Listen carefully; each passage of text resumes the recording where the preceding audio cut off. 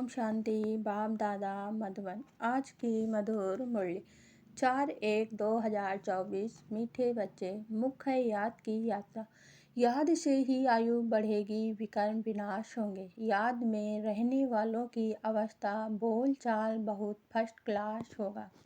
प्रश्न, तुम बच्चों को देवताओं से भी ज़्यादा खुशी होनी चाहिए, क्यों? उत्तर, क्योंकि तुमको अभी बहुत बड़ी लॉटरी मिली है। भगवान तुम्हें पढ़ाते हैं, सतयुग में देवताओं को पढ़ाएंगे। यहाँ मनुष्य मनुष्यों को पढ़ाते हैं, लेकिन तुम आत्माओं को स्वयं परमात्मा पढ़ा रहे हैं।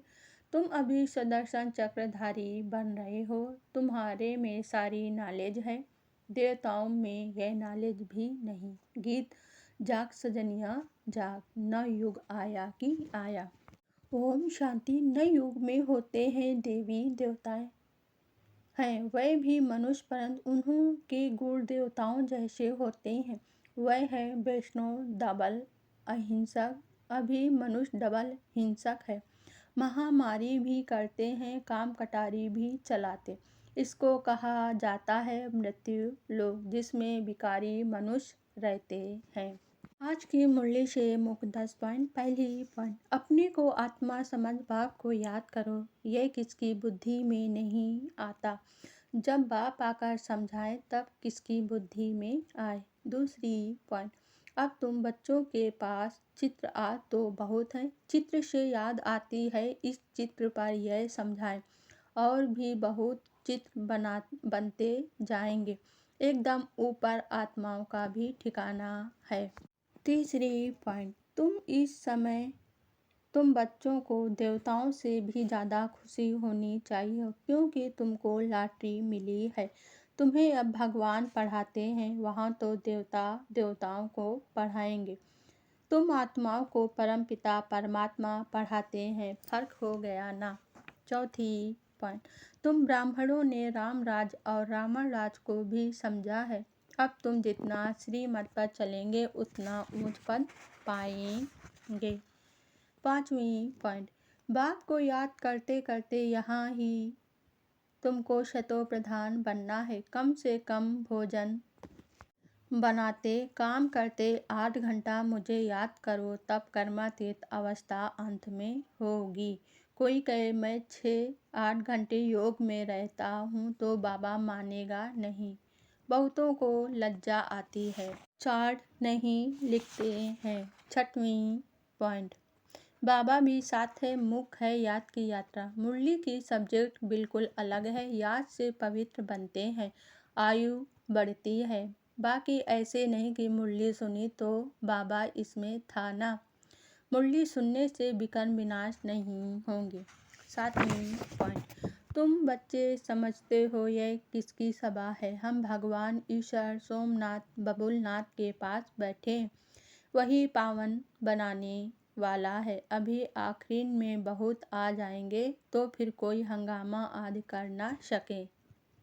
आठवीं पॉइंट, 5 विकारों को जीतना कोई मासी का घर नहीं है। कोई तो अपना अनुभव भी बताते हैं, हमारे में बहुत क्रोध था, अब बहुत कम हो गया है, बहुत मीठा बनना है।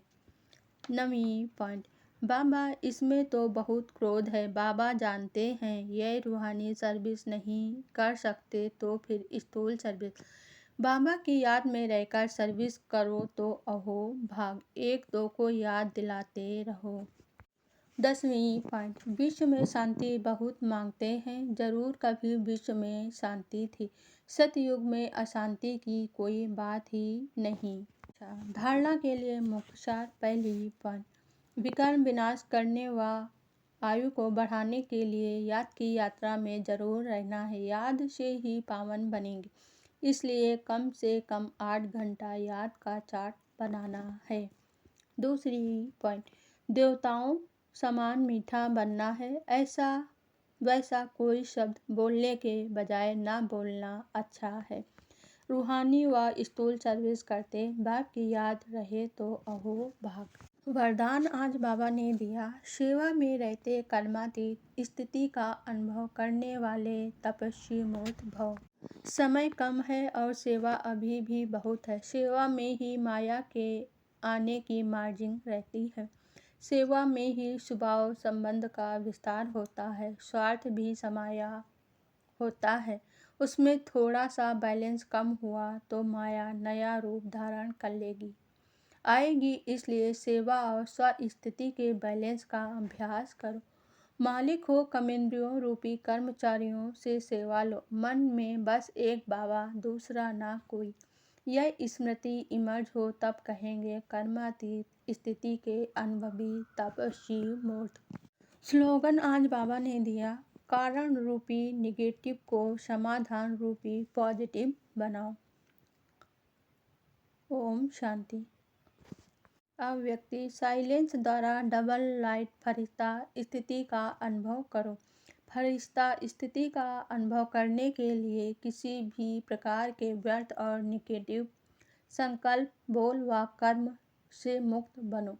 व्यर्थ व निगेटिव यही बोझ सदा काल के लिए डीप साइलेंस का अनुभव करने नहीं देता। अब व्यर्थ बोझ से सदा हल्के बन डबल लाइट फरिश्ता बनो। ओम शांति।